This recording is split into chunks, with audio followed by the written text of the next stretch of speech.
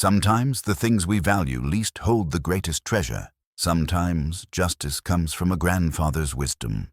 When their father dies, brothers Levi and Jed seize the mansion and cattle herds, leaving younger brother Caleb with nothing but a collapsing barn valued at $20. They mock him as he rides out to claim his worthless inheritance.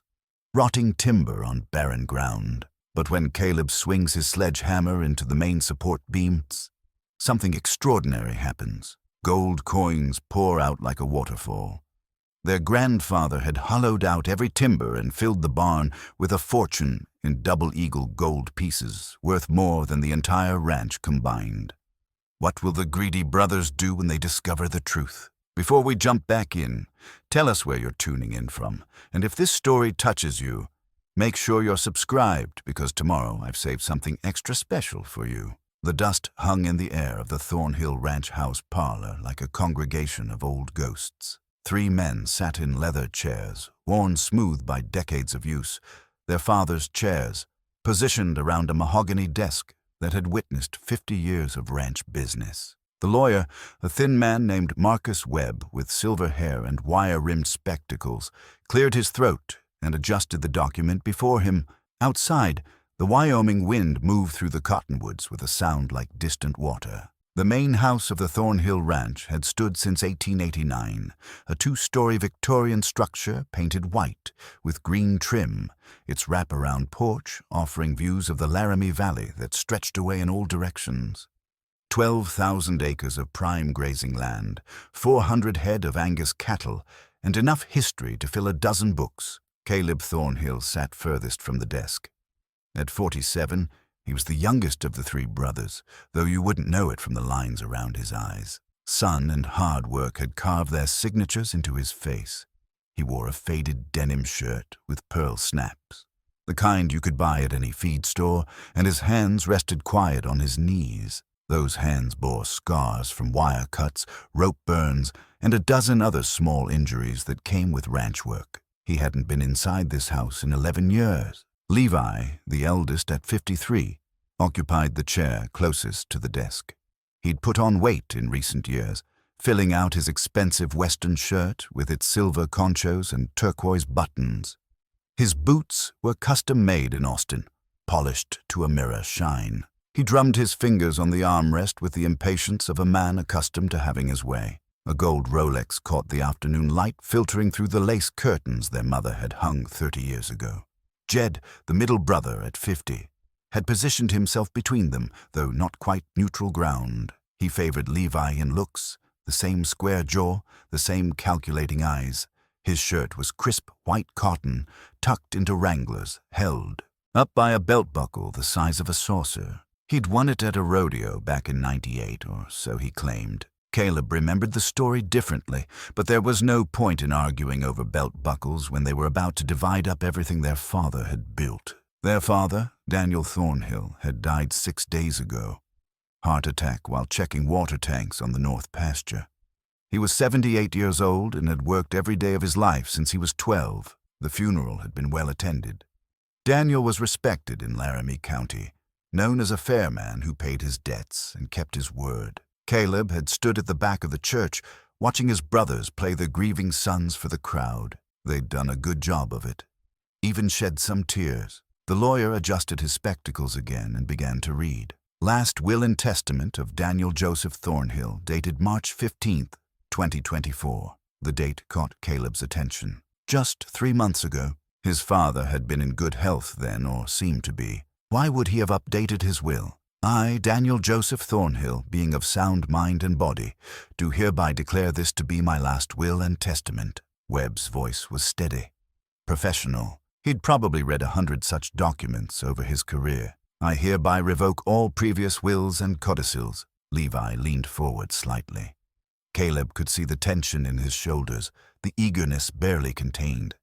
Levi had been running the ranch for the past 15 years, ever since their father's first heart scare. He'd run it well from a business standpoint. The cattle operation had expanded, the grazing leases had been negotiated favorably, and the ranch had turned a profit every year. But profit wasn't everything, and running a ranch wasn't the same as owning one. To my eldest son, Levi Thornhill, Webb continued, I leave the main house and its contents, along with the southern grazing lands comprising approximately 4,000 acres and 200 head of Angus cattle, including bulls and breeding stock. Levi sat back with visible satisfaction. 4,000 acres and 200 head. It was a generous portion, worth perhaps $2 million at current market prices. To my middle son, Jed Thornhill, I leave the eastern grazing lands comprising approximately 4,000 acres, 200 head of Angus cattle including bulls and breeding stock, and the equipment barn with all machinery and vehicles therein. Jed nodded slowly, his expression carefully neutral, though Caleb saw the glint of satisfaction in his eyes. Another $2 million, give or take. The brothers had done well for themselves. They'd managed to divide the best parts of the ranch between them. Webb paused, reaching for a glass of water on the desk. The afternoon light had shifted slightly, throwing long shadows across the room. Somewhere in the house, a clock ticked. Caleb had given up expecting anything.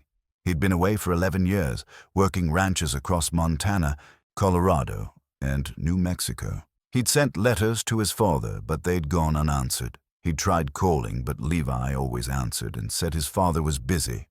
After a while, he'd stopped trying. A man could only beat his head against a wall for so long. The estrangement had started over something stupid, the way these things usually do. Caleb had questioned one of Levi's business decisions, suggested they were overgrazing the north pasture. Levi had taken it as a challenge to his authority. Words were exchanged. Tempers flared. Before Caleb knew it, he was being told to pack his things and get off the property. His father had stood silent during the argument, watching from the porch. Caleb had waited for him to intervene to say something, but Daniel had just turned and walked back into the house. That silence had hurt more than any words could have. To my youngest son, Caleb Thornhill, Webb continued, and Caleb forced himself to pay attention. I leave the remaining 4,000 acres comprising the northwest quarter section. 4,000 acres, the same as his brothers. Caleb felt something stir in his chest, something he hadn't allowed himself to feel in a long time.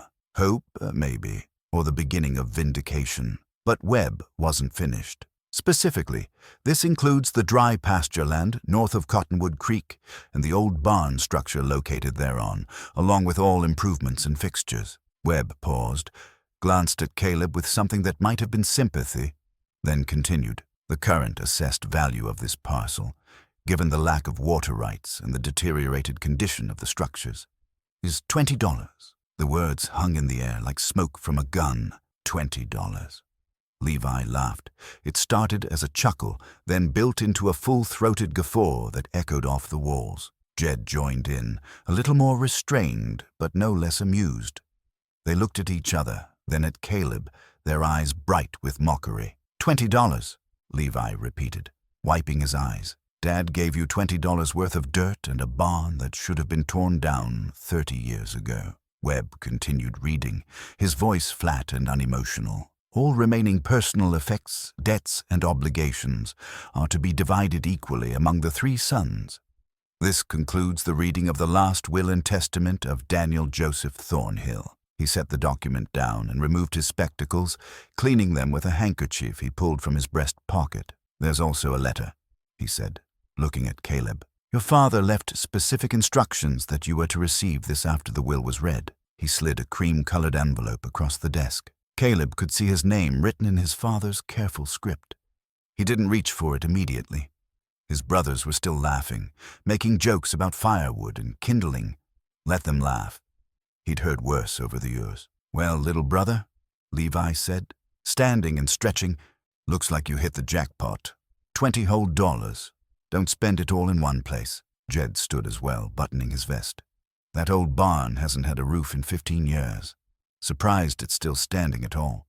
Probably ought to bulldoze it before it falls on somebody. Gentlemen, Webb said, his tone carrying a note of reproach.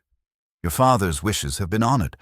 I suggest you treat them with the respect they deserve. Oh, we respect them just fine, Levi said. Dad knew what he was doing. Caleb ran off 11 years ago, barely kept in touch. Why should he get the same as us? We're the ones who stayed. We're the ones who worked this ranch, who took care of the old man when he was sick. $20 sounds about right to me. Caleb finally reached for the envelope. It was heavier than he expected, the paper thick and expensive. He tucked it into his shirt pocket without opening it. Whatever his father had to say, he didn't want to read it in front of his brothers. "There are some papers to sign," Webb said, pulling out another folder. "Standard transfer documents, tax forms, that sort of thing. If you gentlemen could stay for a few more minutes." "I'll come back tomorrow," Caleb said, standing. "I need some air." He walked out of the parlor, through the entrance hall with its familiar smell of lemon oil and old wood, and out onto the porch. The afternoon sun was warm on his face. The wind had picked up, bringing with it the scent of sage and distant rain. Storm clouds were building over the mountains to the west, dark and heavy with promise. His truck sat in the gravel driveway, a 15-year-old Ford with 200,000 miles on it. Everything he owned fit in the back: a duffel bag of clothes, his saddle, a toolbox, and a bedroll. It was the life he'd built after leaving, a life that fit in 6 feet of truck bed. He climbed in and started the engine. Through the parlor window, he could see his brothers talking with Webb, probably already making plans for how they'd divide up the rest of the estate. The cattle, the equipment, the bank accounts, they were welcome to it. $20, his father's last word to him, delivered from beyond the grave. It was almost funny, in a bitter sort of way. 11 years of silence, and this was how it ended. With a worthless piece of land and a barn that should have been torn down decades ago. But as he drove down the long driveway, past the cottonwoods his grandfather had planted in 1920, past the stock tanks and the weathered fence posts, Caleb felt something else beneath the hurt and anger. Curiosity. His father had done nothing without reason. Daniel Thornhill had been a careful man, a thinking man. He wouldn't have bothered writing a letter unless he had something important to say. Caleb reached into his pocket and felt the envelope there, still sealed. Whatever secrets it held could wait until he reached the barn, his barn now, worthless as it was.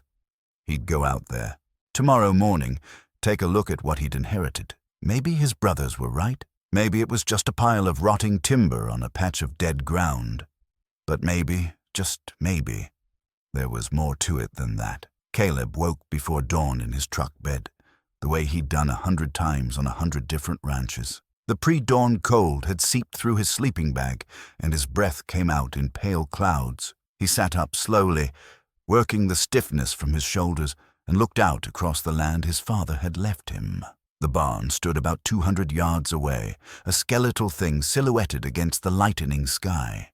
Even from this distance, he could see the gaps in its walls, the missing roof boards, the lean to its frame that spoke of structural failure waiting to happen. Cottonwood Creek ran somewhere beyond it, though calling it a creek was generous this time of year. More like a trickle, if there was water at all. He'd parked here last night, too tired and too angry to drive anywhere else. The nearest town was Cheyenne, 40 miles south. He had maybe $300 in his wallet and another $2,000 in a savings account he'd been building for 5 years. Not much to show for a lifetime of work, but it was honest money. Every dollar earned by sweat and skill. The envelope sat on the dash where he'd placed it last night. He'd been too raw to read it then, afraid of what poison his father might have left him. But morning had a way of bringing clarity, or at least the strength to face hard truths. He climbed out of the truck, pulled on his boots and hat, and reached for the envelope. The paper was heavy, expensive, the kind you'd use for something important. His father's handwriting on the front was steady despite his age.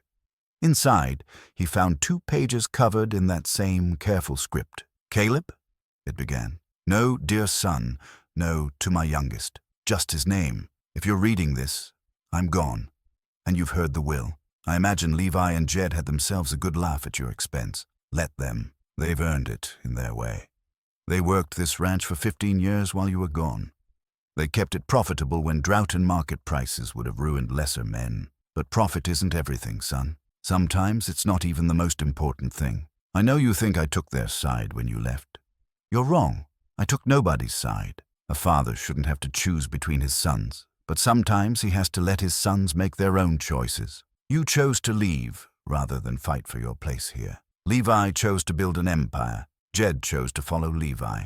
Those were your choices, and I respected them. The barn you've inherited was built by your grandfather in 1923. He was a strange man, my father. Survived the First World War, came home different than when he left. He didn't trust banks after the crash of '29. Didn't trust the government. Didn't trust much of anything except land, cattle, and family. In that order, he spent the last 30 years of his life preparing for another collapse, another depression. He liquidated assets slowly, carefully, turning everything he could into gold. Double eagle coins, mostly. $20 gold pieces. Legal tender until Roosevelt took us off the gold standard. Grandfather kept collecting them anyway. Said paper money was just a promise, but gold was truth. He built that barn with his own hands. Him and 2 hired men he paid in cash and swore to secrecy. Those men are long dead now. The barn was never meant to shelter livestock or store hay. It was meant to shelter something more valuable than cattle. Your brothers don't know about the gold. Nobody knows except you now. Grandfather hollowed out every main timber in that structure and filled them with coins. He kept a ledger, marked which beams held what. I found it after he died, kept it hidden, never touched the gold myself. It wasn't mine to touch. It was meant for the one who needed it most. I watched you these past 11 years, watched from a distance. I got your letters, everyone. I didn't answer because I needed to see if you'd make it on your own. I needed to know if you had the strength to stand alone, without family, without the ranch, without anything but your own 2 hands and your own good name. You did. You proved something your brothers never had to prove, that you could build yourself up from nothing. The barn is worth more than the entire ranch. I had an appraiser look at it secretly 2 years ago, told him I'd found some of Grandfather's coins. Current market value for the gold inside those timbers is somewhere north of $8 million. Maybe more, depending on the market when you sell. But here's the thing, Caleb. You don't have to sell. You could use that money to start your own place, build something new. Or you could do what I hope you'll do, use it to bring this family back together. Your brothers are going to be angry when they find out. That anger is going to make them do stupid things. But underneath that anger, they're still your brothers. They're still family. I'm giving you a choice I never had. You can take the gold and disappear, start fresh somewhere else, or you can stay and fight for what this family should be. Either way, the choice is yours. The barn is dangerous. The structure is failing. I'd suggest you dismantle it carefully, starting with the main support beams. You'll need a sledgehammer and some help moving the timbers once you've got them down. The coins are heavy. Each beam might hold 50, 60 pounds of gold. I'm sorry I couldn't say this to your face. I'm a coward in some ways, brave in others. I can face down a charging bull, but I couldn't face telling my sons I'd failed them as a father. Because I did fail you, all 3 of you. I let the ranch come between us. I let ambition and pride poison what should have been simple. A father loving his sons equally, completely. Whatever you decide, know that I'm proud of you. You're the best of the 3 of them, the one with the most heart. Your mother would have been proud too.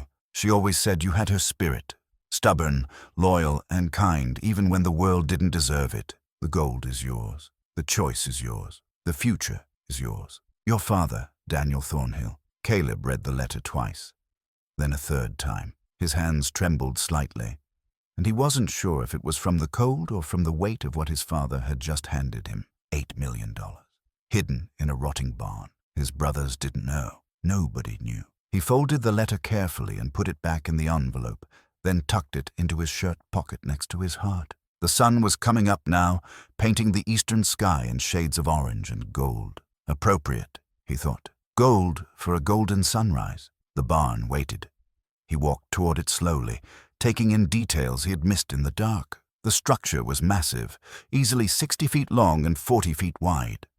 The walls were made of oak timbers, each one 12 inches square and 20 feet long. The kind of timber you couldn't buy anymore, harvested from old-growth forests that no longer existed. His grandfather had built something meant to last forever. The roof was mostly gone, collapsed inward over the years, but the main supports still stood. 8 massive beams running the length of the barn, each one resting on stone foundations, sunk deep into the ground. Those beams alone would have cost a fortune to harvest and mill. His grandfather had built a palace and disguised it as a barn. Caleb circled the structure, looking for the safest way to begin dismantling it. Some of the exterior boards had rotted through completely. Others hung loose, ready to fall at the slightest touch. But the main timbers looked solid despite their age. Oak aged well when properly dried. He went back to his truck and retrieved his toolbox. Inside was a sledgehammer he'd bought in Montana, 20 pounds of forged steel on a hickory handle. He'd used it for 100 different tasks over the years, driving fence posts, breaking concrete, demolishing old sheds. Now he'd use it to crack open his inheritance. He chose the southern support beam, one of the 8 main timbers that bore the barn's weight. If his father was right, if his grandfather had really done what the letter claimed, this beam would be hollow, filled with gold. The first swing of the sledgehammer made a sound like distant thunder. The impact traveled up his arms, vibrated in his teeth. The wood was harder than he'd expected, aged to something close to stone. He swung again, putting his back into it, 47 years of muscle and determination behind 20 pounds of steel. The beam cracked. Not split, just cracked. A hairline fracture running vertically along the grain. He swung a third time and a fourth, and on the 5th swing, the crack widened, and something inside the beam caught the morning. Light, something yellow, something gold. Caleb stopped, breathing hard, and peered into the crack. He could see metal inside, stamped with designs he couldn't quite make out. His heart hammered against his ribs. He swung the sledgehammer again, harder this time, and the crack split open like a broken bone. Gold coins poured out onto the ground in a cascade of impossible wealth. Caleb stood frozen, staring at the pile of gold coins glittering in the dust at his feet. The morning sun caught their surfaces, throwing bright reflections across the weathered boards of the barn. For a moment, he couldn't move, couldn't think. Couldn't do anything but stare at proof that his father had been telling the truth. He knelt slowly, his knees protesting, and picked up one of the coins. It was heavier than he expected, solid and cold in his palm. The face showed Lady Liberty striding forward, torch held high, with rays of sunlight behind her. He turned it over. An eagle in flight, the words United States of America and $20 stamped in clear letters. Below that, the year, 1924. His grandfather would have been in his 30s then, young and strong, recently returned from the war, building a future in the only way he knew how, with his hands and his determination and his absolute refusal to trust anyone but himself. Caleb counted the coins scattered at his feet. 43. At $20 face value each. That was $860 in old money. But these weren't worth their face value anymore. These were collector's items, historical artifacts. His father had said the whole cache was worth $8 million. If these 43 coins came from just one beam, and there were 8 beams, he stopped himself from doing the math. It was too big, too impossible. He needed to focus on what was real, what was here in front of him. The gold was real. The barn was real. Everything else could wait. He gathered the coins carefully, placing them in his hat since he had nothing else to carry them in. They clinked together with a sound that was almost musical. He counted them again to be sure. 43. Each one probably worth several $1,000s to the right collector. The crack in the beam gaped open now, a wound in the ancient oak. Caleb could see more coins inside, packed tight in a hollow cavity that ran the length of the timber. His grandfather had done the work carefully, drilling out the center of the beam from both ends, leaving just enough solid wood around the outside to maintain structural integrity. It was engineering and paranoia combined, a hiding place that had lasted 100 years. He set his hat down carefully and picked up the sledgehammer again. The beam would have to come down entirely. Trying to extract the coins piece by piece would take forever and probably destroy them in the process. Better to collapse the whole thing safely and sort through the wreckage. But first, he needed to secure what he had. 43 gold coins lying in the dirt where anyone could stumble across them. He looked around instinctively, checking for witnesses. The land stretched empty in all directions. The nearest house was the main ranch, 5 miles south. The nearest road was 2 miles east. Nobody came out here. This land had been worthless for decades, good for nothing but rattlesnakes and prairie dogs. He carried his hat full of gold back to the truck and looked for something to put the coins in. His toolbox wouldn't work. Too obvious. His duffel bag might do, but if someone looked inside, they'd find his entire fortune sitting on top of his dirty socks. Finally, he settled on an old coffee can he'd been using for loose bolts and screws. He dumped the hardware into the truck bed and carefully transferred the coins into the can, then wedged it under the driver's seat. It wasn't much security, but it would have to do until he could get to a bank, or maybe not a bank. His grandfather hadn't trusted banks. Maybe there was wisdom in that. He went back to the barn, back to the broken beam. The sun had climbed higher now, burning off the morning chill. It was going to be a hot day. He'd need water, food, and a better plan than just swinging a sledgehammer until the barn collapsed. But he couldn't stop now. Not when fortune literally lay at his feet. He worked methodically, using the sledgehammer to widen the crack in the beam. More coins fell out with each impact. 20, 30, 50. He stopped counting after a while, just focused on the rhythm of the work. Swing, impact, split. Swing, impact, split. The oak was stubborn, aged to something close to iron, but it gave way eventually. By noon, he'd extracted what he guessed was about 200 coins from the first beam. They filled 2 more coffee cans he'd scrounged from his truck, plus a spare tire cover he'd turned into a makeshift bag. His shoulders ached from the repetitive motion. Blisters were forming on his palms despite the calluses he'd built up over years of ranch work. He sat in the shade of the barn's remaining wall and ate lunch. A can of cold beans and some jerky he'd bought 3 days ago in Montana. The gold sat beside him in the truck, hidden but present, real, undeniable. He thought about his brothers. They'd be at the main house now, probably going through their father's papers, making lists of assets to sell or keep. The machinery would need to be divided. The cattle would need to be sorted. Feed bills would need to be paid. A working ranch never stopped demanding attention, even when its owner was barely on the ground. They thought they'd won. They thought they'd gotten the valuable inheritance while their younger brother got scraps. In a way, they had won. They'd gotten what they wanted. The ranch, the house, the respect that came with being landowners. Those things mattered to them in a way they'd never mattered to Caleb. But now, Caleb had something else, something bigger. The question was what to do with it. His father's letter had laid out the choice clearly. Take the gold and start fresh somewhere else, or stay and fight to bring the family back together. The first option was easier. Sell the coins quietly over time, collect his $8 million, buy land somewhere far away where nobody knew the Thornhill name. Montana, maybe, or Oregon. Start a small operation, just enough cattle to keep busy, live quiet and comfortable until his bones gave out. The second option was harder. Stay here. Face his brother's anger when they learned the truth. Try to rebuild something that had been broken for 11 years. Try to make them understand that their father had loved all of them, even if he'd shown it in strange ways. Caleb wasn't sure he had the strength for that fight. Wasn't sure it was even worth fighting. He finished his lunch and tossed the empty can into the truck bed. The afternoon stretched ahead, hot and bright. He had more gold to extract, more beams to break open. The work was clear, even if the future wasn't. He picked up the sledgehammer and went back to the barn. The first beam was nearly empty now, just a few stray coins wedged in the far end. He moved to the second beam, positioned himself, and swung. The impact jarred his arms, sent pain shooting through his blistered palms. He swung again anyway, and again.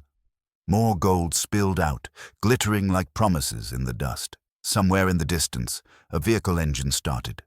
The sound was faint, probably coming from the main house 5 miles away. Caleb paused, listening. The engine grew louder, then faded. Someone leaving the ranch, heading into town probably. Levi or Jed, running errands or celebrating their inheritance. Let them celebrate. Let them think they'd won. Caleb swung the sledgehammer again, and the beam split wider. A thought occurred to him then, cold and clear. His brothers would find out eventually. Gold this valuable couldn't stay secret forever. Someone would notice. Someone would talk. And when Levi and Jed discovered what their father had really left him, they wouldn't just be angry. They'd be dangerous. He'd have to move fast, extract as much gold as he could, get it somewhere safe, and then decide what came next. The barn might take weeks to fully dismantle. He didn't have weeks. He probably didn't even have days. The next swing of the sledgehammer brought down a shower of coins that looked like captured sunlight. Caleb worked faster, urgency driving each impact. The gold was his. His father had given it to him. His grandfather had hidden it for someone exactly like him, someone who'd lost everything and needed a second chance. He wouldn't let his brothers take this too. By sunset of the third day, Caleb had extracted gold from 4 of the 8 main beams. The coins filled every container he could find. Coffee cans, plastic buckets, even a pair of saddlebags he'd been saving for better times. He'd moved his truck twice, parking it at different angles to keep anyone approaching from seeing what he was doing. Not that anyone had approached. The land was as empty as it had been since his grandfather died.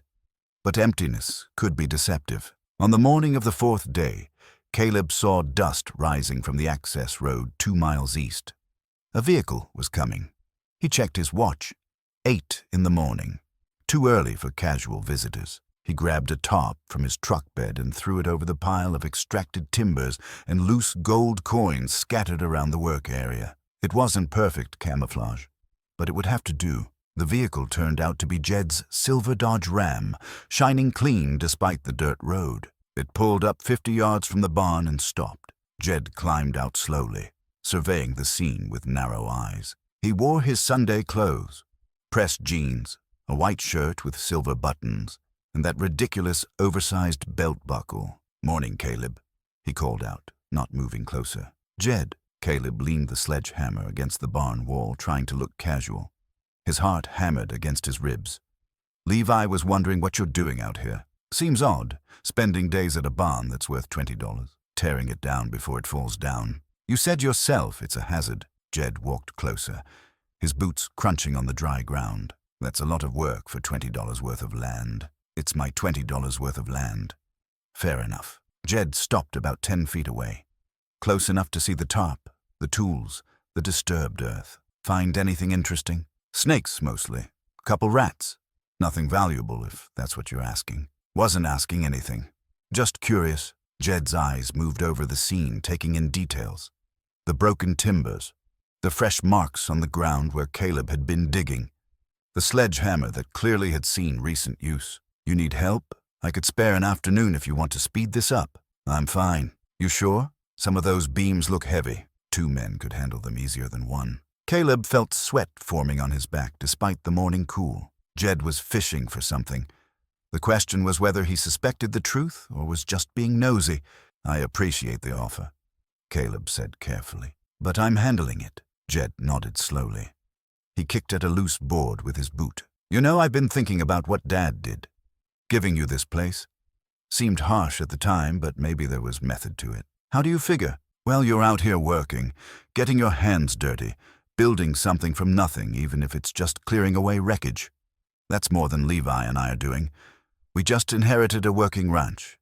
Didn't have to prove anything." It was the most honest thing Jed had said in years. Caleb studied his brother's face, looking for deception, but found only something that might have been regret. "Dad was a complicated man," Caleb said. "That he was." Jed turned to go, then stopped. "You planning to stick around after this? After the barn's down?" "Haven't decided yet. Might be nice if you did. It's been a long time. Family shouldn't stay broken forever." He walked back to his truck without waiting for a response. Caleb watched him drive away, dust rising behind the Dodge until it disappeared down the access road. Only when the sound of the engine had faded completely did Caleb pull back the tarp and look at what he'd almost lost. The gold gleamed up at him, patient and eternal. He'd been careless. Jed had nearly caught him. If his brother had arrived 30 minutes earlier, the gold would have been scattered in plain sight. One look would have answered every question. Caleb worked faster after that, but more carefully too. He kept one eye on the access road while he swung the sledgehammer. He covered his work every hour, checking that nothing was visible from a distance. He developed a system, work for 90 minutes, then take 30 minutes to secure everything and scout the area. It slowed him down, but it kept him safe. The gold kept coming. His grandfather had been thorough. Each beam held a fortune. The coins were packed tight, organized by year. Caleb found runs from 1907 through 1933, the entire span of Double Eagle production. Some were bright and fresh, others tarnished dark. All of them were valuable. He started keeping notes. How many coins per beam? What years? What condition? He used the back pages of an old ranch ledger he found in his truck's glove box. His grandfather had probably kept similar notes. But if that record existed, Caleb hadn't found it. His father's letter mentioned a ledger, but hadn't said where it was kept. On the 5th day, a different vehicle appeared. This time it was the lawyer, Marcus Webb, driving a sedate Toyota sedan that looked out of place on the ranch roads. He parked well away from the barn and called out before approaching. "Mr. Thornhill, might I have a word?" Caleb had just finished covering the work area. He walked out to meet Webb halfway, keeping the lawyer away from the barn. "What can I do for you?" Webb carried a manila folder. "There's a matter concerning the will that requires your attention.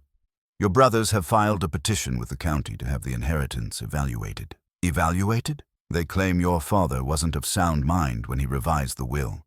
They're seeking to have it overturned in favor of an earlier version from 2019. Caleb felt cold settle in his stomach. What did the 2019 will say? It divided everything equally. Each son received 4,000 acres and equal portions of the livestock and equipment.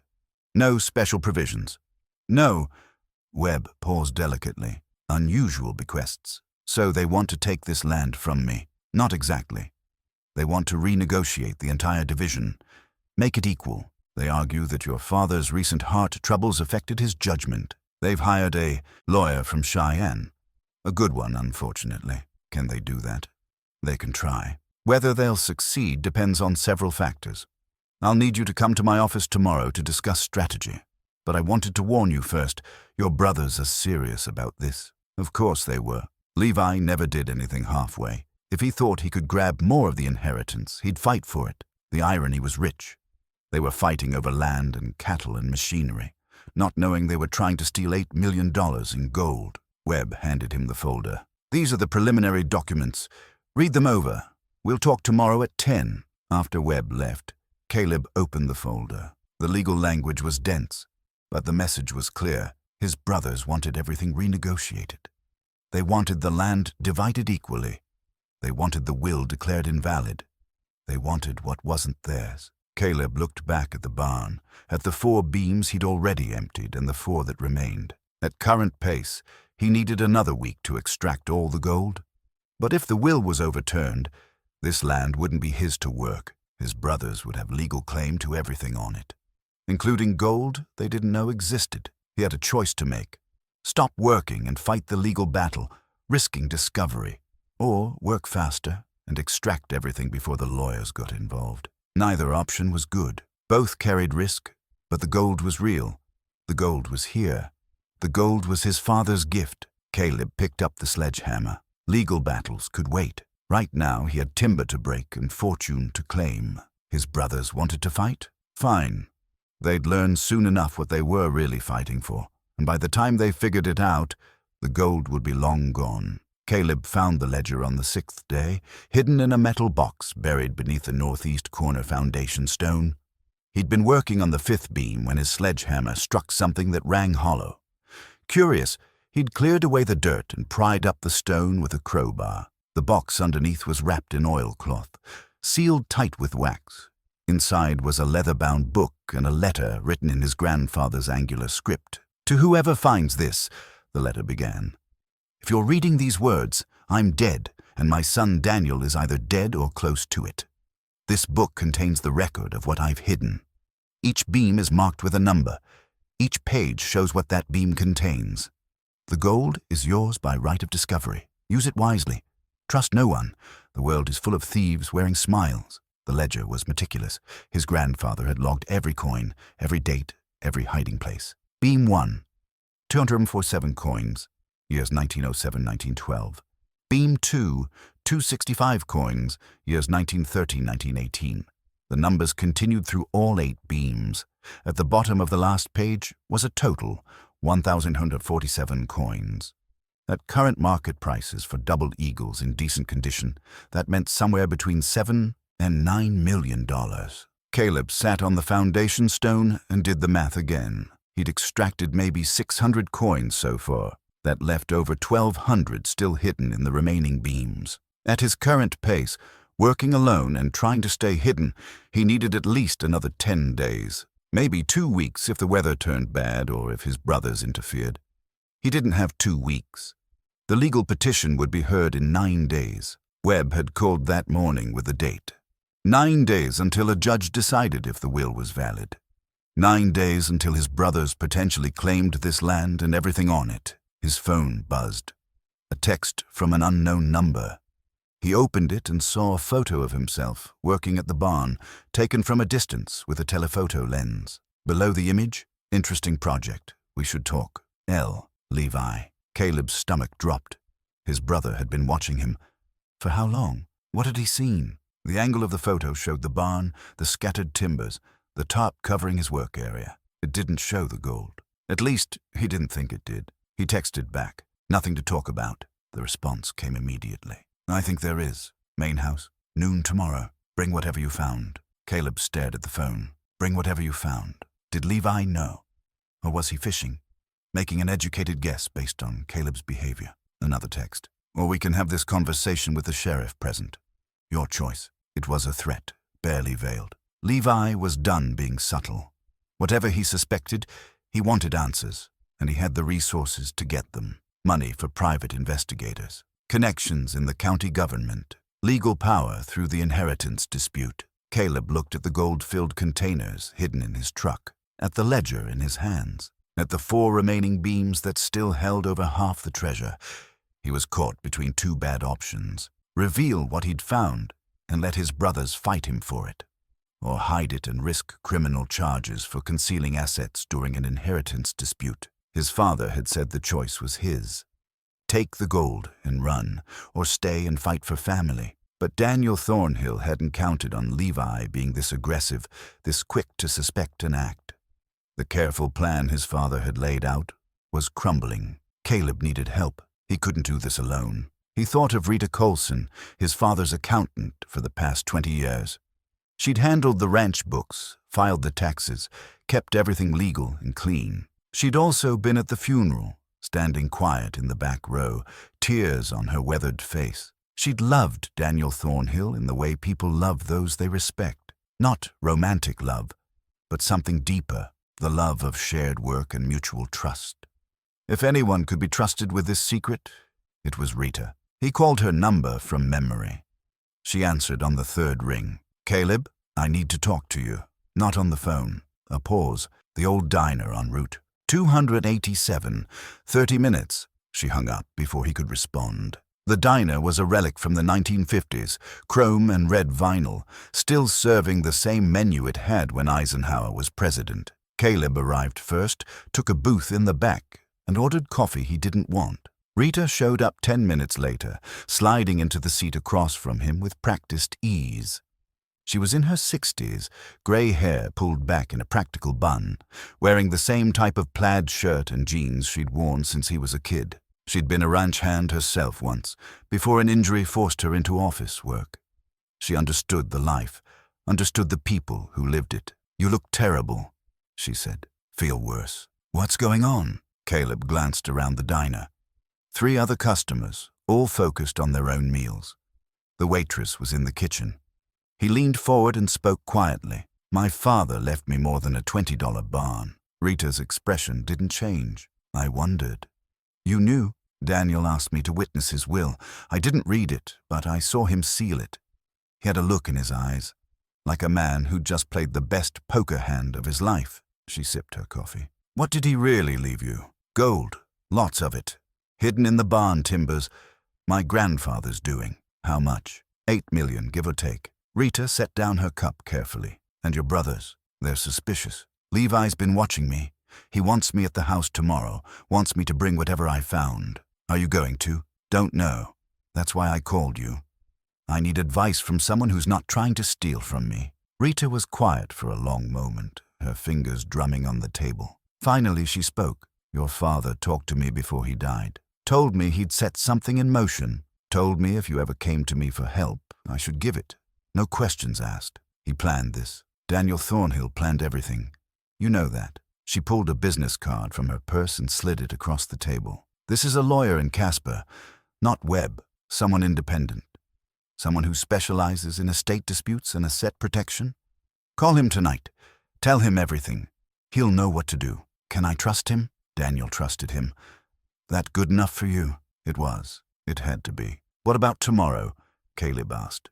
"What do I tell Levi?" "Tell him the truth, that you're dismantling a dangerous structure on your property, that you found nothing but rot and rat nests, that if he wants to search your land, he can get a warrant." She smiled grimly. "And then you make sure everything valuable is somewhere he can't touch it." "Where?" "The lawyer will help with that. But you need to move tonight. Whatever you've collected, it needs to be gone before tomorrow." She stood to leave, then paused. "Your father loved you, Caleb, more than you know. He just had a strange way of showing it. Don't let Levi take that away." She left $40 on the table for a $5 cup of coffee and walked out. Caleb sat alone in the booth, turning the business card over in his fingers. The name was simple. Robert Chen, attorney at law, a Casper address, a phone number. He made the call from the parking lot. Chen answered himself. "No secretary, no screening. Mr. Thornhill, I've been expecting your call. My father told you. He retained my services 2 months ago. Paid for a year in advance. Said one of his sons would need help sorting out his estate. I'm glad it's you. Can you help me?" "I can, but we need to move fast. Can you get to Casper tonight?" Caleb thought about the gold in his truck, the 4 remaining beams. "The meeting tomorrow with Levi." "Yes, good. Bring everything portable. We'll secure it properly. Then we'll deal with your brothers." Caleb drove back to the barn one last time.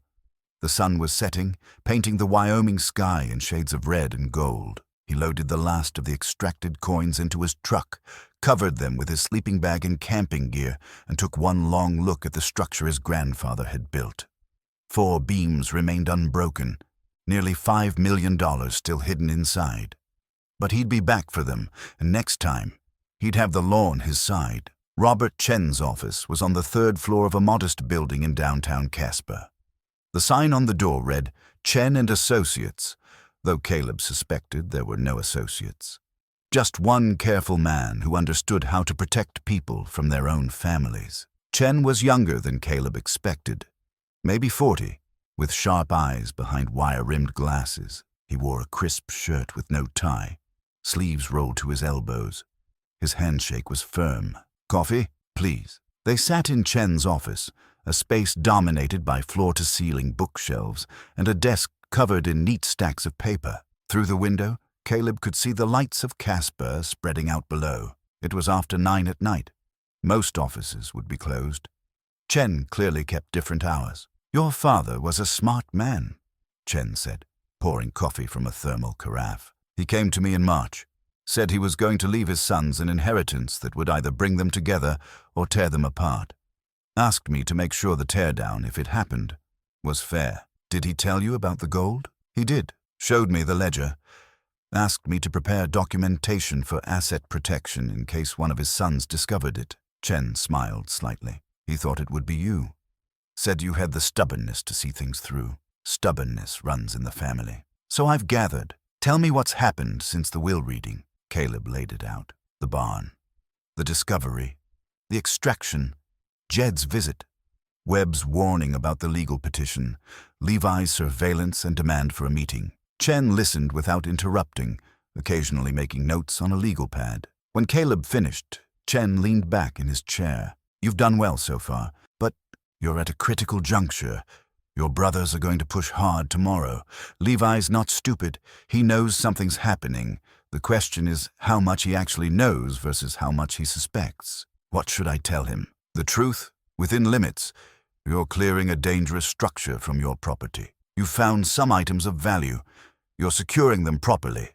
You're willing to discuss things through proper legal channels." Chen tapped his pen on the desk. "What you don't tell him is how much value, or where it is, or that you've retained counsel. He'll threaten me. Let him. Threats are just words until they become actions.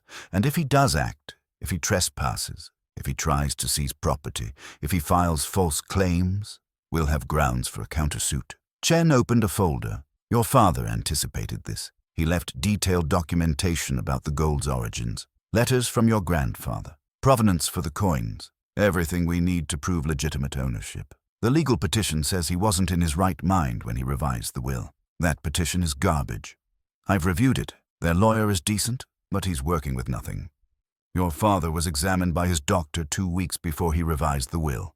Full cognitive assessment, clean bill of health. I have the records. Chen slid a paper across the desk. We'll file a response tomorrow morning. By the time you meet with Levi, he'll know his petition is dead in the water. Caleb felt tension ease from his shoulders. So the land stays mine. The land stays yours. The gold stays yours. Everything your father intended is protected. Chen paused. But there's a complication. What kind? Your brothers can still contest the distribution as inequitable. Wyoming law allows for challenges to wills that create unjust enrichment. If they can prove the inheritance was grossly unbalanced, it was 8 million versus maybe 4 million, then a judge might order compensation. Not a redistribution, but a payment to balance the scales. Chen pulled out a calculator. If the judge orders you to pay your brothers their fair share, you'd owe them approximately $2 million, split 2 ways. That's 1 million each. I'd still come out ahead. You would. But there's a way to avoid even that. If you can demonstrate that your father's intent was to reward different things, that Levi and Jed received a working ranch, while you received a speculative asset, then the judge might rule the distribution fair as originally structured. How do I demonstrate that? Chen pulled out another folder, this one thick with documents. Your father wrote letters, lots of them, to his doctor, to his pastor, to me, all of them explaining his reasoning. He wanted his older sons to have security, land, livestock, income. He wanted you to have opportunity, a chance to prove yourself, to build something from nothing, to show the same grit your grandfather had. Did he know I'd find the gold? He suspected. He left you the letter, the map in his effects, enough clues to lead you there if you looked. Chen closed the folder. Daniel Thornhill was playing 3-dimensional chess while his other sons were playing checkers. He knew Levi and Jed would fight you. He wanted them to. He wanted to see if you'd fight back. It made sense in a twisted way. His father testing him one last time, seeing if he'd earned the inheritance or if he'd fold under pressure. It was manipulative and calculating and somehow still loving. That was Daniel Thornhill exactly. He cared for you by making you stronger, not by making things easier. What about the gold in the truck? Caleb asked. There's a secure facility 2 blocks from here. We'll transfer everything tonight. They'll store it in a vault under my firm's name. From a legal standpoint, it becomes an asset in trust, protected from seizure or claim. You'll have access, but your brothers can't touch it. How long can it stay there? As long as necessary. Years, if needed. The facility is bonded and insured. Your gold will be safer there than anywhere else in Wyoming. Chen stood. Let's get it moved. We can talk strategy while we work. The facility was called Mountain West Secure Storage, a bland building with serious security. Cameras everywhere, armed guards, steel doors that looked like they belonged in a bank vault. Chen had called ahead. They were expected. The transfer took 2 hours. Each container of gold was logged, weighed, and sealed in numbered storage boxes. The staff was professional and discreet. They'd clearly handled valuable assets before. By midnight, every coin Caleb had extracted was secured behind 3 inches of steel and 24-hour surveillance. Chen handed him a receipt. This is your claim ticket. Don't lose it. Don't tell anyone about it. Not your brothers. Not your friends. Nobody. What about selling the coins? Eventually, yes, but not yet. Once the legal situation is resolved, I know dealers who can move them quietly. They'll give you fair market value, no questions asked. Until then, they stay locked up. They walked back to Chen's office in the cold Casper night. The streets were mostly empty, just a few late-night wanderers and the occasional police cruiser. Caleb felt lighter than he had in days. The gold was safe. He had legal protection. His father's plan was actually working. Tomorrow, Chen said as they reached his building, you meet with Levi. You stay calm. You answer his questions vaguely. You refer him to me for anything specific. You don't admit to finding gold. You definitely don't tell him where it is. And if he threatens me, record it if you can. Otherwise, just walk away. He can't force you to talk. He can't force you to share. The law is on your side. Chen pulled out a business card. My cell number's on the back. Call if anything goes wrong. Caleb drove back toward the ranch. Reaching the turnoff around 2 in the morning, he parked at the barn instead of the main house. The structure looked different now, less like a treasure vault and more like what it had always been, a rotting monument to his grandfather's paranoia. But that paranoia had saved a fortune, and that fortune had just saved Caleb's future. He slept in his truck, dreamless and deep. When dawn came, he was ready for whatever his brothers would throw at him. Caleb arrived at the main house at 11:45, 15 minutes early for the noon meeting. Levi's truck was already there, along with Jed's Dodge and 2 vehicles Caleb didn't recognize. One was a black Escalade with Cheyenne dealer plates. The other was a sheriff's department SUV, so his brothers had brought reinforcements. Caleb felt his jaw tighten. This wasn't going to be a conversation. It was going to be an ambush. He climbed the porch steps slowly, taking his time. Chen had coached him on this. Stay calm, don't volunteer information, refer complex questions to legal counsel. Walk away if threatened. He had his phone in his pocket, recording app already running. The door opened before he could knock. Levi stood there, dressed in his expensive Western wear, a smile on his face that didn't reach his eyes. "Little brother, right on time. Come on in." The parlor had been rearranged. The chairs were positioned in a semicircle facing a single chair clearly meant for Caleb. Levi and Jed sat on one side. A man in a 3-piece suit sat on the other. Their lawyer, probably. Sheriff Tom Hackett, who'd known the family for 30 years, stood by the window looking distinctly uncomfortable. "Sit down, Caleb," Levi said. "We need to talk." Caleb remained standing. "I'm fine here. Suit yourself." Levi gestured to the lawyer. "This is Martin Fisk. He represents Jed and me in estate matters." "Martin, this is our younger brother, Caleb." Fisk nodded coolly. "Mr. Thornhill. And you remember Sheriff Hackett?" Levi continued. "Tom's here as a witness. We want everything above board." Caleb looked at Hackett.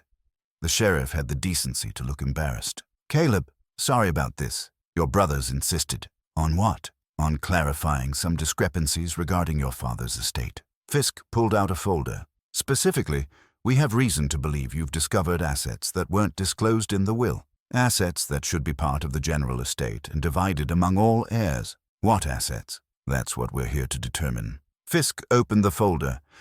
"You've been spending considerable time at the barn structure on your inherited property. 6 consecutive days, dawn to dusk. According to surveillance, you've been spying on me. Monitoring our father's property during an estate dispute," Levi corrected. "Perfectly legal. And what we've seen is interesting. You're not just tearing down that barn, you're searching for something, digging, breaking into support structures, loading items into your vehicle and driving away." Caleb said nothing. Chen had been clear. "Don't confirm or deny. Make them prove their allegations." Jed leaned forward. "Come on, Caleb. We know you found something. Just tell us what it is. We can work this out fair." "What did I find?" "You tell us. I'm clearing a dangerous structure from my property." "That's all." "That's bull," Levi snapped. "You found something valuable, something Dad hid, something that belongs to all of us." "Everything on my land belongs to me." Fisk cleared his throat. "Actually, that's not entirely accurate.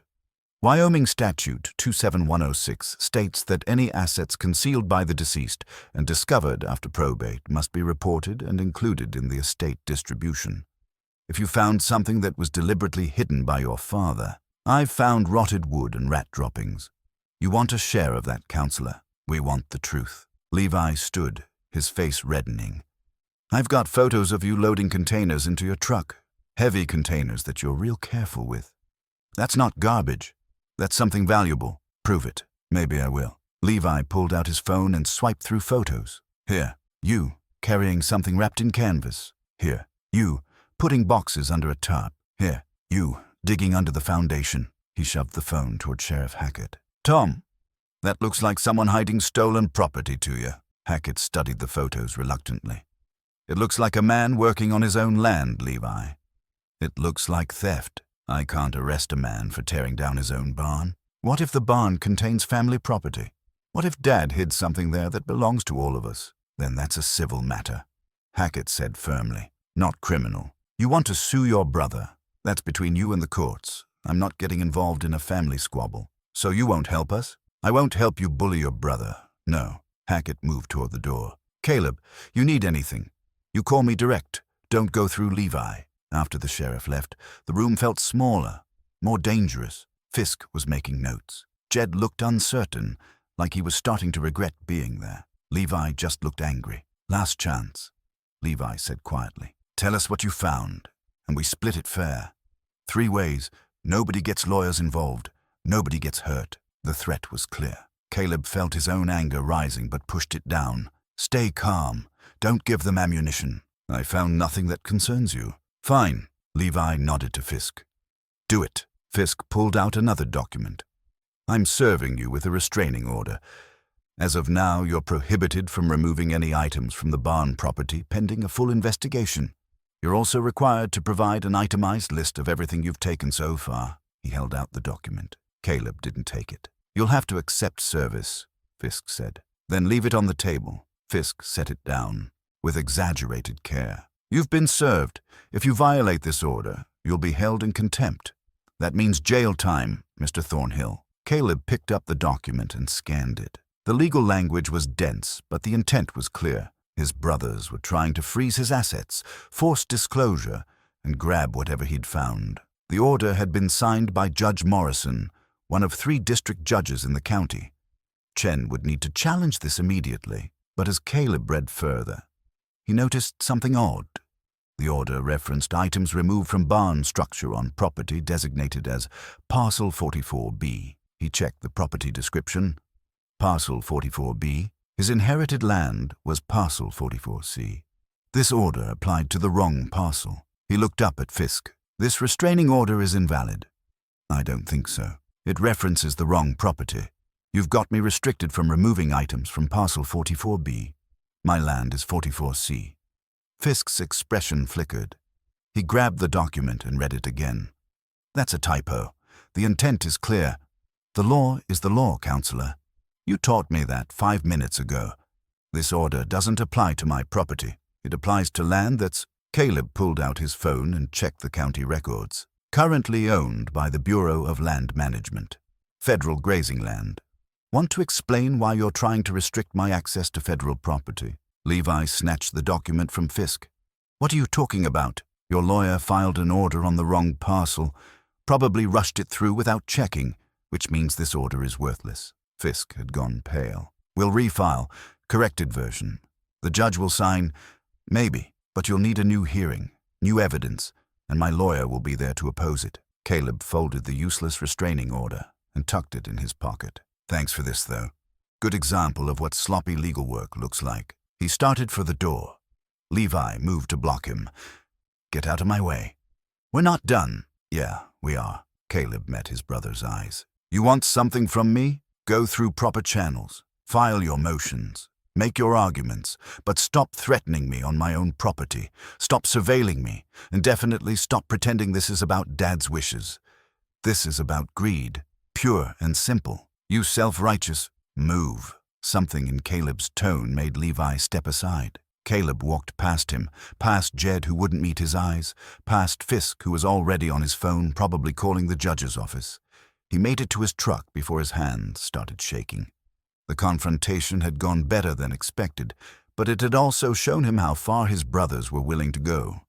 Restraining orders, surveillance, threats. They'd ripped the family apart to get what they thought was theirs. His phone buzzed. A text from Rita. Check your father's safe deposit box. Key is with Webb. Box 247 at First National. There's something you need to see. Another secret. Another piece of his father's puzzle. Caleb started the engine and headed for town. The barn would have to wait. Whatever was in that safe deposit box, it was important enough for Rita to break silence. He reached the bank at 1:30. Webb met him in the lobby with the key and a permission letter from the estate.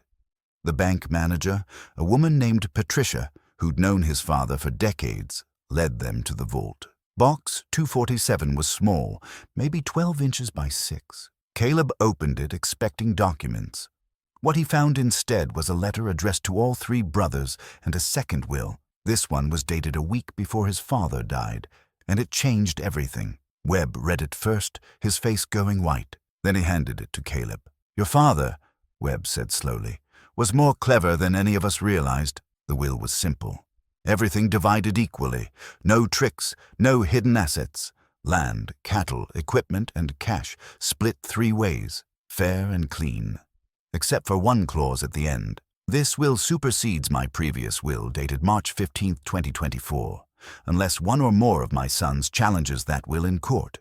If any challenge is filed, this document becomes void and the march will stand as written." Caleb read it 3 times. His father had set a trap.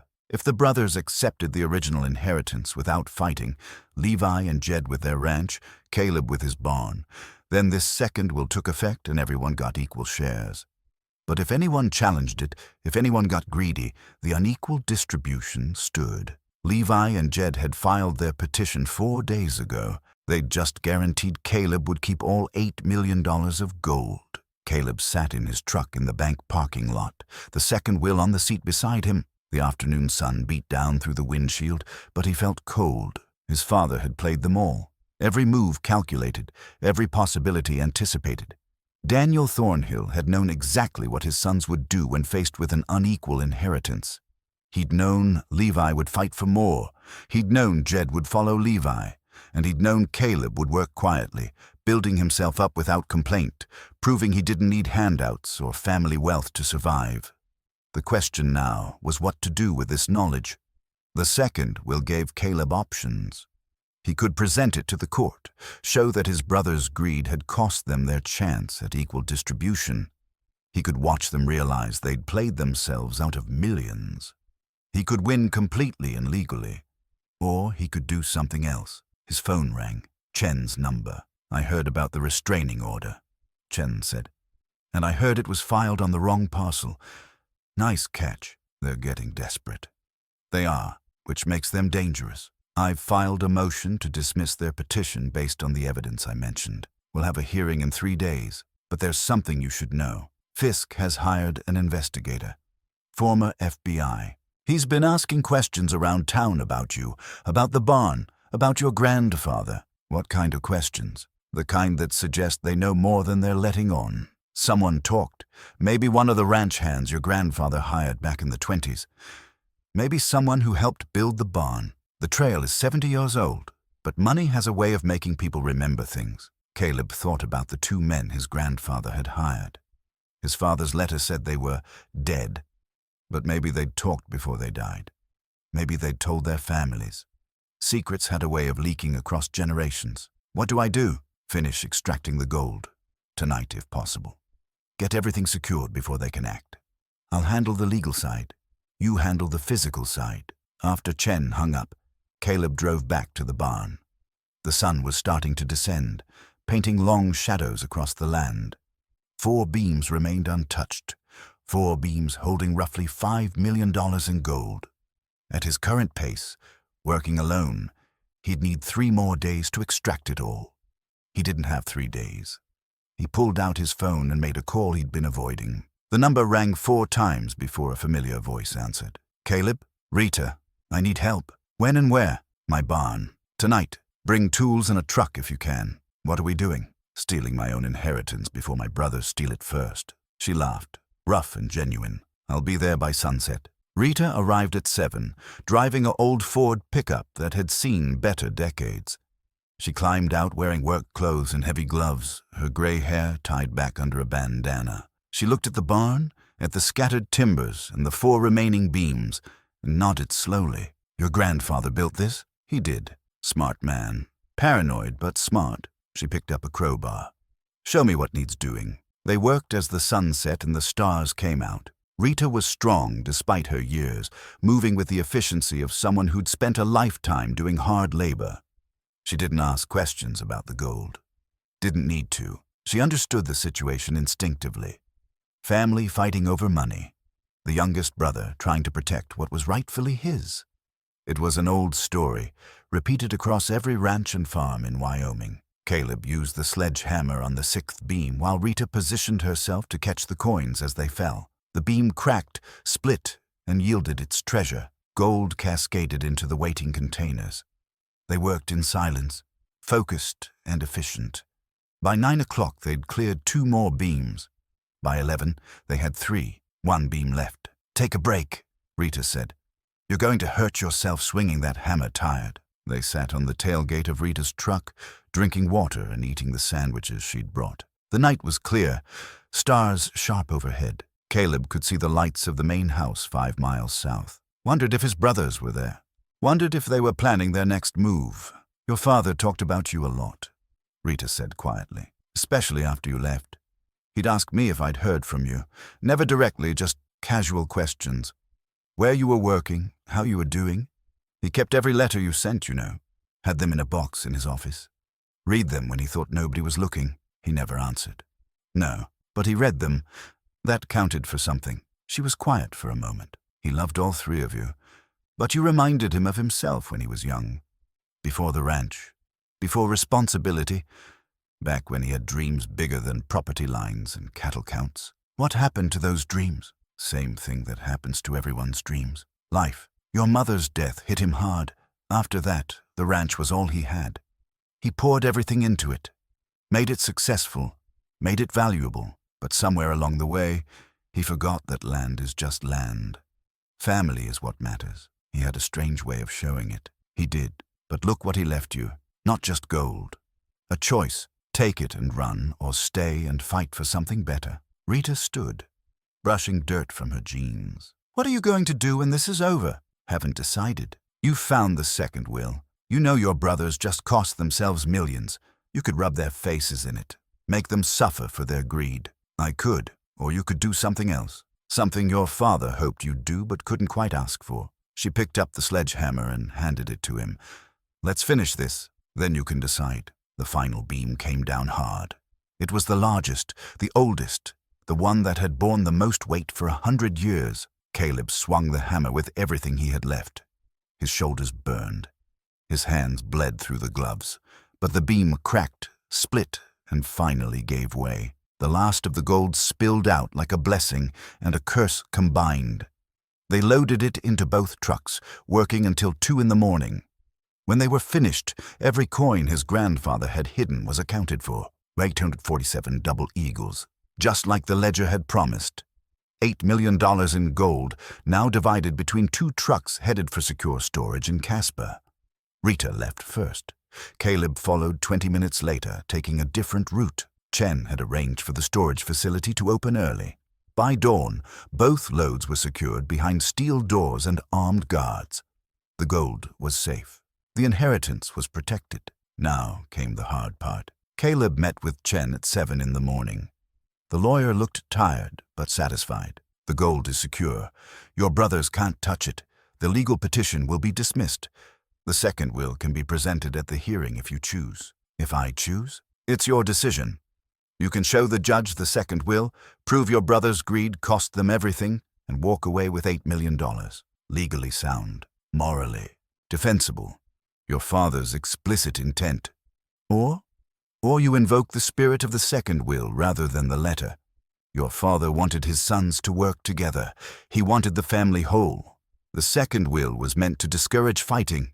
If you brothers stopped fighting, they'd get equal shares." Chen leaned forward. "You could offer them a deal. Drop the petition, accept the original distribution, and you'll share the gold equally. Give them each nearly $3 million. After everything they've done." "After everything they've done, yes. Not because they deserve it. Because family is harder to replace than gold." Chen pulled out a calculator. "Split 3 ways. You'd each get roughly $2.7 million. Still life-changing money. Still enough to build whatever future you want. But you'd be building it together instead of apart." Caleb thought about his father's letter. About the choice he'd been given. Run or stay. Abandon or rebuild. "What would you do?" he asked. "I'd take the money and disappear. But I'm not you. And this isn't my family." Chen closed the calculator. "Your father bet everything that you'd be the one to make the right choice. The hard choice. The choice that puts family above fortune." He was asking a lot. He was. That's what fathers do. The hearing was scheduled for 2 that afternoon. Caleb had hours to decide. He drove back to the barn, to the empty structure that had held so much and now held nothing. The beams were broken, the timbers scattered, the gold gone. All that remained was the shell of his grandfather's paranoia and his father's hope. He thought about Levi, arrogant, aggressive, greedy, but also the one who'd stayed when Caleb left, the one who'd kept the ranch running, the one who'd sat with their father during his heart attacks and doctor visits. Levi had earned his inheritance through loyalty, even if that loyalty came with selfishness. He thought about Jed, weaker than Levi, prone to following rather than leading, but also the one who'd reached out first, offered help, suggested family shouldn't stay broken forever. Jed had moments of decency buried under years of following his older brother's lead. They were flawed men, greedy men, but they were also his brothers, his blood, his family. His father had known this moment would come, had planned for it, had left Caleb the resources and the choice. The question was whether Caleb was strong enough to choose family over fortune, whether he could be the man his father hoped he'd become. The sun climbed toward noon.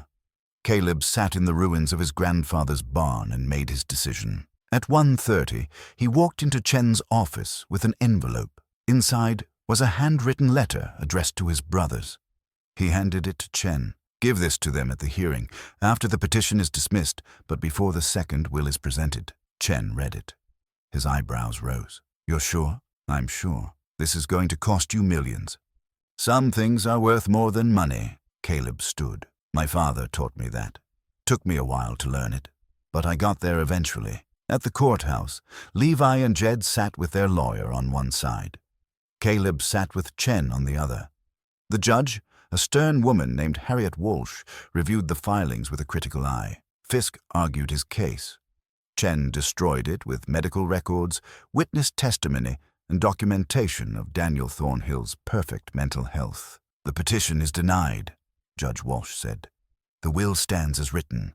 Mr. Levi Thornhill and Mr. Jed Thornhill receive their designated inheritances. Mr. Caleb Thornhill receives his.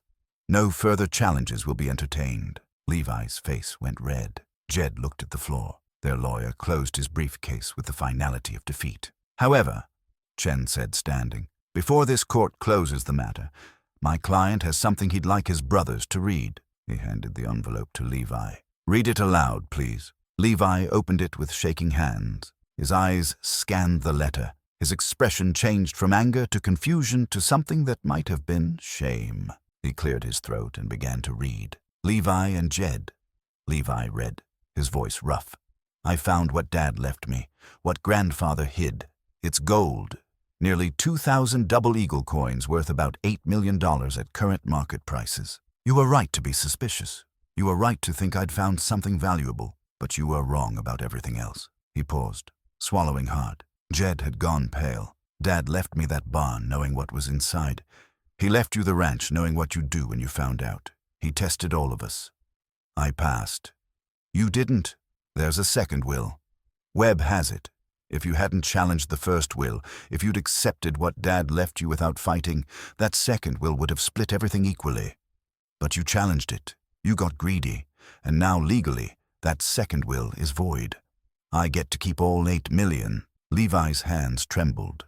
The paper rustled. "But I'm not going to." The courtroom went silent. Even Judge Walsh leaned forward. "I'm offering you a choice. The same choice Dad gave me. We can be brothers or we can be strangers fighting over money. If you want to be brothers, really be brothers, then I'll split the gold 3 ways, equal shares, 2.7 million each. Enough for all of us to build whatever life we want." Levi's voice cracked. "But there are conditions. Drop all legal actions against me. Accept the original property distribution as fair, and work with me to keep this ranch whole. Not split it up, not sell it off. Keep it running the way Dad and Grandfather did, as a family operation. I'm not asking to run it. That's your territory. But I want a voice in decisions. I want to be part of this family again." Jed made a sound, halfway between a laugh and a sob. "If you can't accept those terms, that's fine too. I'll keep the gold. You keep your land and cattle. We go our separate ways and never speak again. Dad left us the resources to be independent. If that's what you choose, I respect it, but I hope you choose differently. I hope you choose family.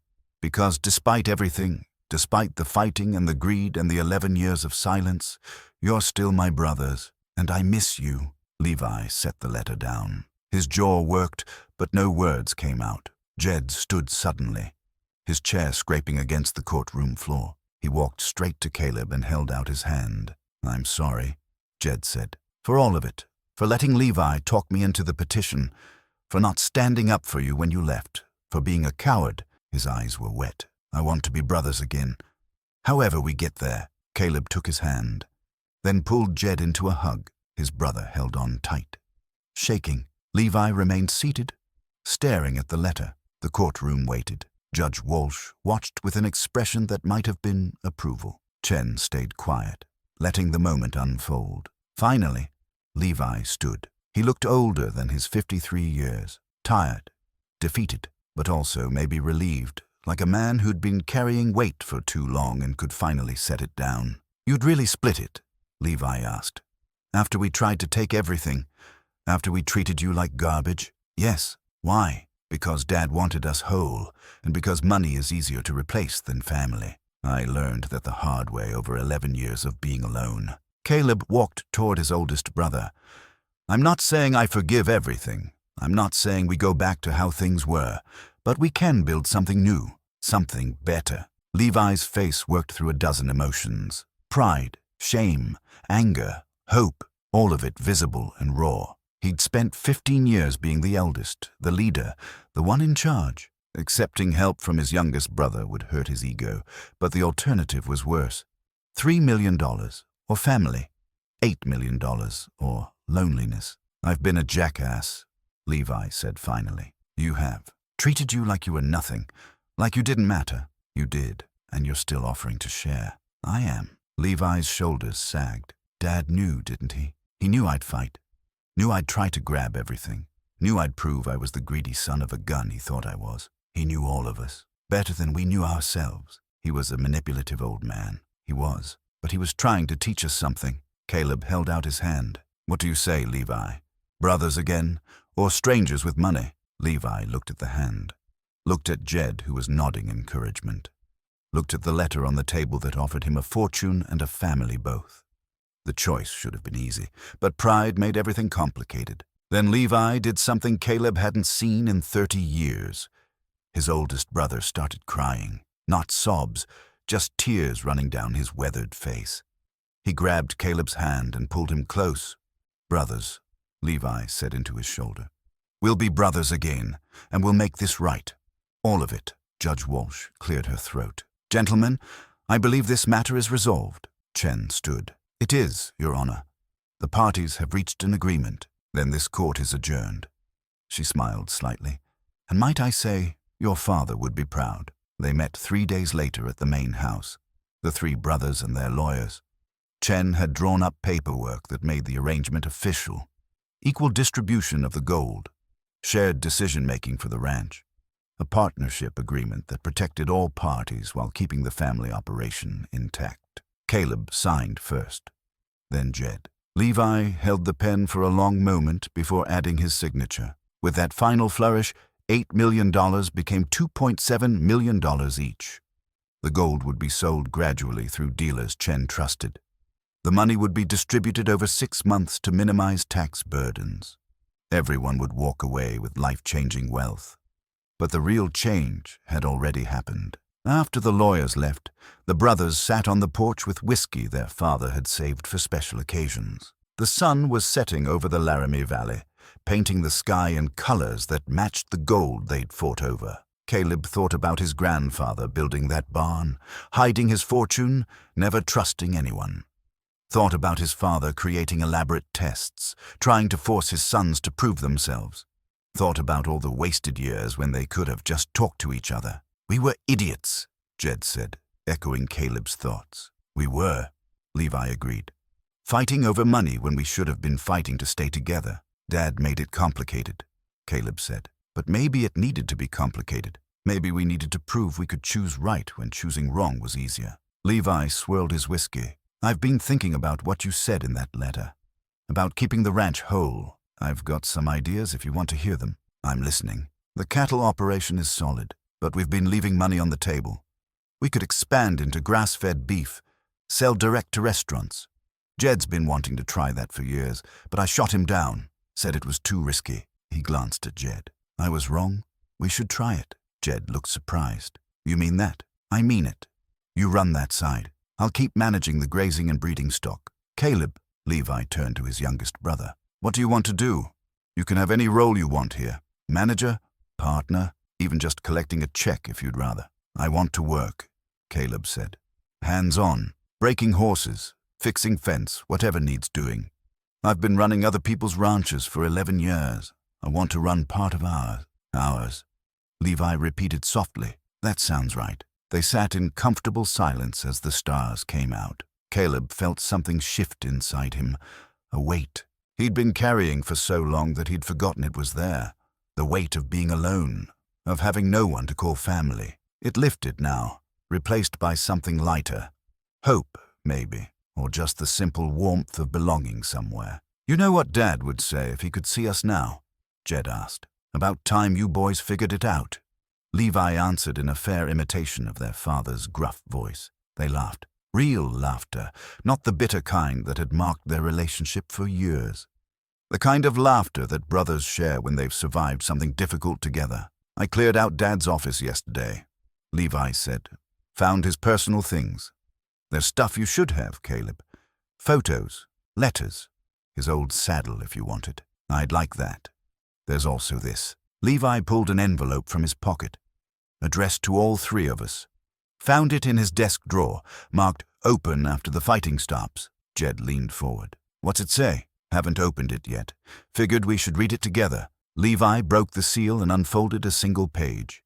He read aloud. Boys, if you're reading this, you've stopped fighting long enough to work together. Good. Took you long enough. I'm not going to apologize for the tests I put you through. You needed them, all three of you. Levi needed to learn that control isn't the same as leadership.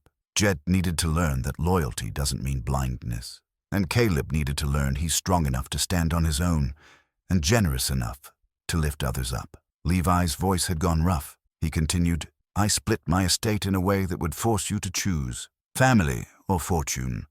Together or alone. If you chose wrong, you'd each walk away with some money and a lifetime of regret. If you chose right, you'd have less money but something worth more. Each other. I'm proud of you for choosing right. Your mother would be too. Take care of the ranch. Take care of each other. And don't make the same mistakes I did. Talk to each other. Fight if you need to, but fight face to face, not through lawyers and silence. Life is too short for grudges. Your father, Daniel Thornhill. They sat quiet after Levi finished reading. The night had grown cool. Somewhere in the distance, cattle lowed. The ranch sounds that had been the soundtrack to their childhood. The sounds they'd all left behind for different reasons and were now returning to together. He really did think of everything, Jed said. He did. Caleb agreed. The old man was always 3 steps ahead. Levi folded the letter carefully. We should frame this. Hang it in the office. Reminder of what matters. Family, Jed said. Family, Caleb echoed. Family. Levi confirmed. Always. They raised their glasses and drank to their father, their grandfather, and the fortune that had almost torn them apart, but ultimately brought them back together. The gold had been a test. They'd passed. Now came the real work of being brothers again. 6 months later, Caleb stood at the entrance to the ranch watching a new sign being installed. Thornhill Brothers Ranch. It read in letters that matched the original sign from 1889. Below that, in smaller script, Levi, Jed and Caleb, 4th generation. The old sign had just said Thornhill Ranch. This one acknowledged what it really was, a family operation. 3 brothers working together the way their father and grandfather had hoped they would. The gold had been sold off gradually through Chen's dealers. Each brother now had $2.7 million in the bank. Levi had used part of his share to modernize the ranch equipment. Jed had invested in the direct-to-restaurant beef program, which was already showing promise. Caleb had bought a small house on the eastern edge of the property, 5 acres with a barn for the horses he was breeding. But the money was secondary to what they'd built. Every morning, the 3 brothers met in the ranch office to plan the day's work. They argued sometimes. Old habits died hard, but they argued as partners, not enemies. They made decisions together. They carried the weight together. The ranch prospered. The cattle operation expanded. The grass-fed beef program brought in new revenue streams. They hired 4 additional hands and paid them fair wages. Word spread that the Thornhill Brothers Ranch was a good place to work, a place where loyalty was rewarded and hard work appreciated. Rita Colson had stayed on as accountant, but she'd also become something like an advisor to all 3 brothers. She kept them honest with each other, called them out when old patterns started emerging, and reminded them why they'd chosen family over fortune. "Your father would have loved seeing this," she'd said last week, watching them work together on a fence line. "All those years he spent trying to force you boys to cooperate, and it finally happened after he was gone." Caleb thought about that now as the sign went up. His father had orchestrated this outcome from beyond the grave. Every test, every choice, every piece of the puzzle designed to bring them to this moment. It was manipulation, yes, but it was also love.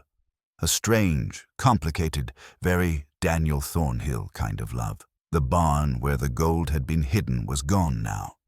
They dismantled what remained and used the timber, solid oak, too valuable to waste, to build a new equipment shed. Caleb had suggested they leave one beam intact, mount it in the ranch office as a reminder. His brothers had agreed. It hung there now, the hollow core visible, a piece of family history preserved. Visitors to the office always asked about it. The brothers had a standard answer: "That's where our grandfather kept his savings. He didn't trust banks." They never mentioned the gold specifically. Some secrets were worth keeping. The legal battles were over. Fisk had withdrawn all actions after the brothers' reconciliation. Webb had helped them restructure the ranch as a proper partnership with clear succession plans. If one brother died, his share went to his children, not to the others. The ranch would stay in the family for generations. Caleb had started dating Sarah Chen, Robert's younger sister. She ran a veterinary practice in Cheyenne. They'd met when she came out to check a horse with colic. She had her father's sharp mind and a gentle way with animals that reminded Caleb of his mother. Nothing serious yet, but maybe someday. He was learning to build a life instead of just surviving one. Levi had softened since the confrontation in the courthouse. He still ran the main operation, but he listened now, asked for input, admitted when he was wrong. He'd even apologized to some of the ranch hands he'd treated poorly over the years. Small steps, but real ones. Jed had found his confidence. Without Levi's shadow, he'd become his own man. The beef program was his baby, and he ran it well. He'd started talking about his own kids working the ranch someday, carrying on the legacy. He'd brought his family out to Sunday dinners at the main house. The ranch was becoming what it should have been all along, a home, not just a business. The sign installers finished their work and climbed down from the ladder. Caleb walked over to inspect it. The letters were perfect. The wood was solid. It would last another 100 years, maybe longer. His phone buzzed. A text from Levi. "How's the sign look?" "Perfect. Good. Get back to work. Those fences won't fix themselves." Caleb smiled. Some things never changed. Levi would always be the bossy older brother, but now it came with affection instead of anger. Family could drive you crazy, but it could also keep you grounded, remind you where you came from, give you something to build toward. He drove back to the pasture where he'd been working on fence repairs. The land stretched out in all directions, familiar and constant. His grandfather had walked this same ground. His father had ridden these same trails. Now Caleb and his brothers would carry it forward. Not perfect, not without conflict, but together. That evening, the brothers gathered at the main house for dinner. It had become a weekly tradition. Sometimes they invited Rita or Sarah or Jed's family. Tonight it was just the 3 of them. They grilled steaks from their own cattle, drank beer, and talked about everything and nothing. As the sun set, Caleb looked at his brothers, really looked at them, and saw not the enemies they'd been or the strangers they'd almost become, but the family they'd chosen to be. Flawed, complicated, real. His father had been right. Some things were worth more than gold. Family was one of them. The Wyoming stars came out, bright and infinite. The ranch settled into its night rhythms. The brothers sat together on the porch, comfortable in silence, knowing tomorrow would bring another day of shared work and shared purpose. Their grandfather had built a fortress to protect his gold. Their father had built a test to protect his family, and they, Levi, Jed, and Caleb, had finally learned what both men had tried to teach them. The greatest treasure wasn't hidden in beams or buried in banks. It was sitting right here on this porch. Brothers again, home at last. And that was worth everything.